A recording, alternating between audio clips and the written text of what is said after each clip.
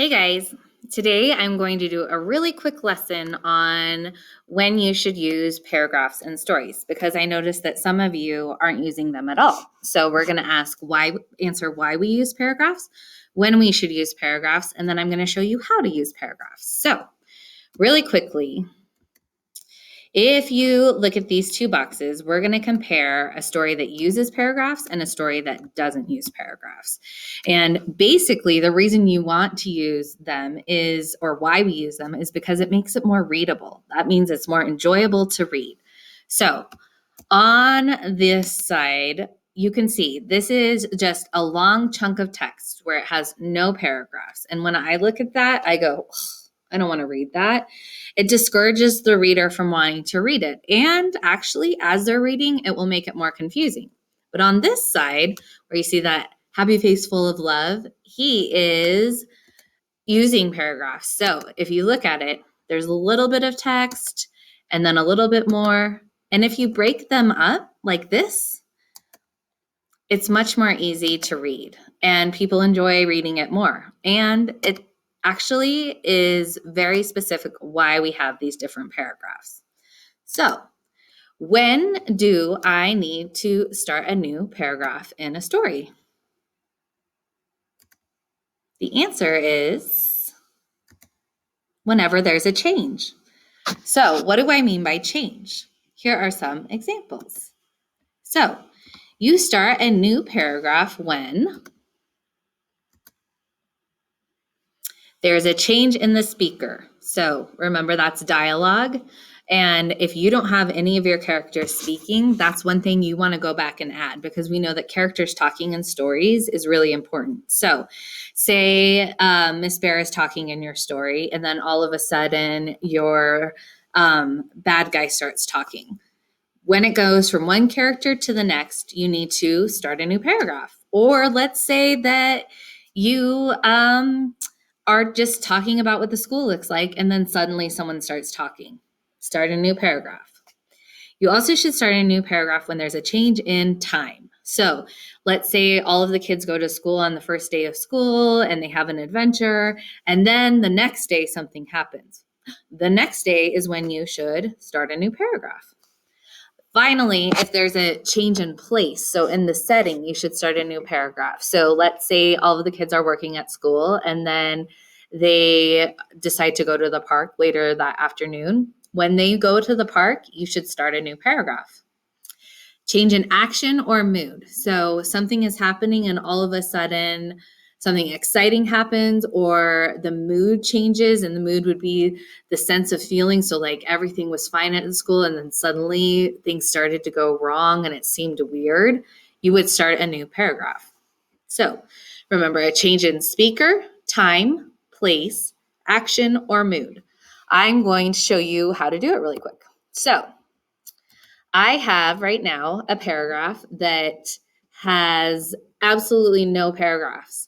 And it's really hard to read. And I look at this and I go, I don't want to read this. And so I'm going to show you where to put in the new paragraph. So it starts out actually needing an indent. When you start a new paragraph, you indent it. If you're wondering how to do that, it's the tab, T-A-B, on your keyboard. So once upon a time, there was a little girl who loved everyone who looked at her, but most of all by her grandmother. And there was nothing that she would have not given the child. Once she gave her a little cap of red velvet, which suited her so well that she would never wear anything else. So she was called Little Red Riding Hood. One day, I heard a change in time. It says one day. So I'm actually going to press return and put a tab because, there should be a new paragraph there. One day her mother said to her, "Come, Little Red Riding Hood, here is a piece of cake and a bottle of wine. Take them to your grandmother. She is ill and weak, and they will do her good.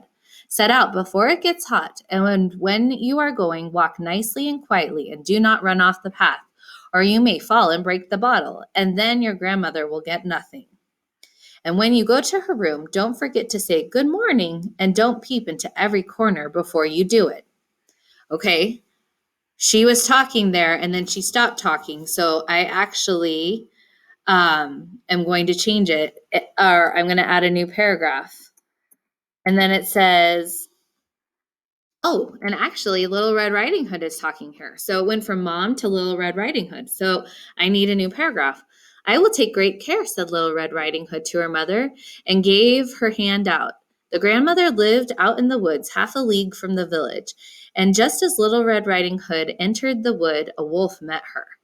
Little Red Riding Hood did not know what a wicked creature he was, and was not afraid of him.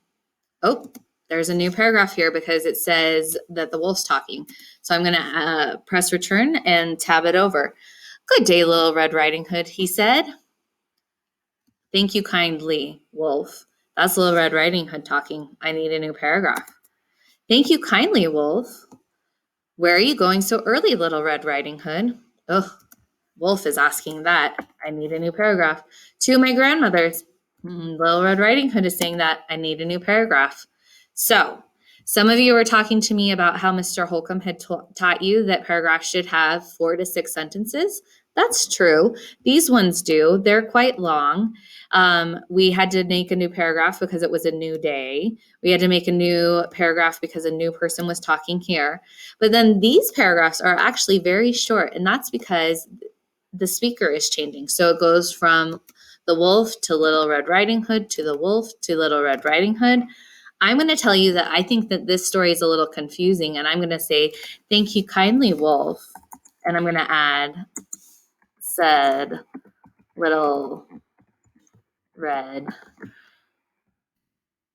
Riding Hood. And then, where are you going so early, Little Red Riding Hood? Asked the wolf. And I think that that'll make it seem less confusing. But putting on a new paragraph also helps a lot. So today in your writing, I want you to make sure to work hard and to look and go back and make sure that you have paragraphs. And that's what I'm going to be checking for today, is to see that you have paragraphs. Also, would be awesome if you have your characters talking. Good luck.